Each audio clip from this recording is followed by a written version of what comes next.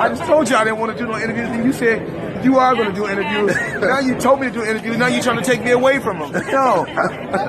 Let me show Dante's Boxing Nation some love.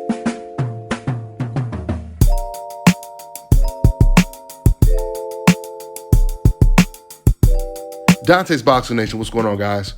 So the talks when it comes to this Gervonta Tank Davis versus Keith Thurman fight is getting more and more serious. When rumors started to spread that Gervonta was targeting Keith Thurman, no one took those rumors serious. Then all of a sudden, out of nowhere, Leonard Ellaby, he says Gervonta Tank Davis would knock out Keith Thurman.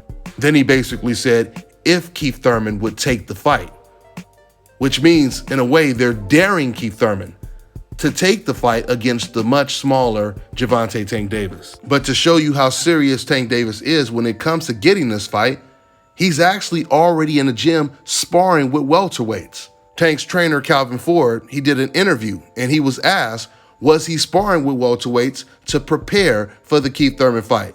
And Calvin said, we haven't seen a contract yet. I'm getting them ready for anyone they put in front of us. Thurman is Thurman. I've been knowing Thurman since the amateurs. We've known each other since the amateurs. I do have something that Thurman don't know I have, though. Do you understand what I'm saying? On how to get past him. Again, it's going to be interesting. The words of Floyd Mayweather, you've been beat, so you know how to be beat, end quote. Now, by way of contrast, Keith Thurman, he hasn't really said a whole lot about how he would stop or how he would beat Gervonta. He just said it would be a great fight, and he's looking forward to either fighting Gervonta Tank Davis next or Jermell Charlo next. It would be great if we get either one of those fights, especially if Keith Thurman, for whatever reason, doesn't take the Gervonta Tank Davis fight and he goes after Jermell Charlo instead. But there's no doubt about it. Gervonta and his team, they seem to be talking with far more confidence than Keith Thurman is when it comes to how this fight may actually play out. I mean, it could just be Thurman being a little bit more reserved, or it could just mean he doesn't have the same confidence. We'll find out in the weeks to come, but Keith Thurman definitely seems high on Gervonta's hit list when it comes to his next opponent. I know some people will say Gervonta is crazy for going all the way up to 147 and fighting someone like Keith Thurman, but I truly believe Keith Thurman is the perfect opponent for a Gervonta Tank Davis. Because Keith Thurman, he's not that tall. He doesn't have some type of long reach. He's not a boxer who tries to keep you at the end of his punches. And even though he does have some good power, he's very wide with a lot of his punches. So I could definitely see Tank Davis taking advantage of all of those flaws. I mean, I do like this fight. And I can tell you right now, if he were to go all the way up to 147, and become the first man to knock out Keith Thurman, that would be the biggest statement ever in boxing. Because we already know that's one thing about Thurman. He's durable, he does have heart, and he has a good chin. Now, the fight that doesn't make sense for Gervonta Tank Davis is another rumor that's spreading, which is him possibly fighting Andre Berto. That would be a terrible fight to make, especially with the momentum that Gervonta is building already. He just knocked out undefeated 140-pound champion Mario Barrios. Before that, he knocked out Leo Santa Cruz, someone that had never been knocked out before. For you to go from there to fighting Andre Berto, it makes no sense. A lot of people don't even know Andre Berto is still fighting. Keith Thurman is relevant. Once again, he's relevant. He's still at the top of the sport. He's never been knocked out before. You know, he's not taking L's against C-level opponents. It would be a hell of a statement, once again, if Gervonta fought Keith Thurman and beat him, let alone knocked him out. I think another great option for Gervonta Tank Davis would be Mikey Garcia. Mikey Garcia would be a great matchup for Gervonta Tank Davis. And I think they kind of talked about that a little bit before. Now, of course, we all heard Floyd Mayweather say that he's going to keep it in-house and he's just going to have Gervonta fight nothing but PBC fighters. But I know he wasn't serious when he said that, because the very next week, we heard Leonard Ellaby say the Ryan Garcia fight is the fight that we really want to make. And we know that Leonard Ellaby is not going to say something that Floyd Mayweather is not cool with.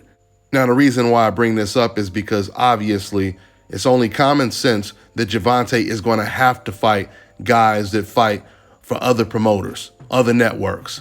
That's the only way he's going to be great. Don't get me wrong, Keith Thurman is a hell of a win to put on your resume. But eventually you're going to run out of opponents when it comes to looking at the PBC stable, and that's my point. I still believe if he doesn't take the Keith Thurman fight, or if he takes it and gets past Keith Thurman, there are still some big fights at weight classes closer to Gervonta's natural weight. Fights like, or opponents like Lomachenko, Teofimo Lopez, and we could probably forget about Ryan Garcia because he didn't cry wolf way too many times. And then you have Josh Taylor, which would probably be the most difficult fight. And regardless of what Leonard Ellerbe said about, oh, that fight is nothing to us, or whatever he said, you know, he tried to downplay the fight.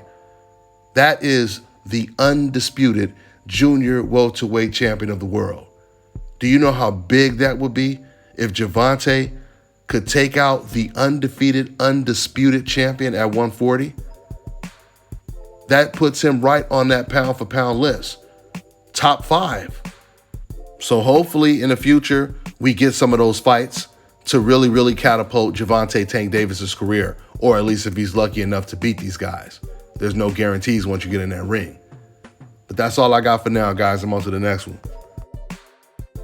Fellas, I've got some great news for you. If you've lost your hair or have a receding hairline, the time has come when you can finally get your hairline back through a process called scalp micropigmentation. So here's how it works. It's a hair tattoo that replicates the look of your hair follicles when you have fully shaved it down. So to get this hookup, make sure you follow and contact my man Scalp Carolinas on Instagram.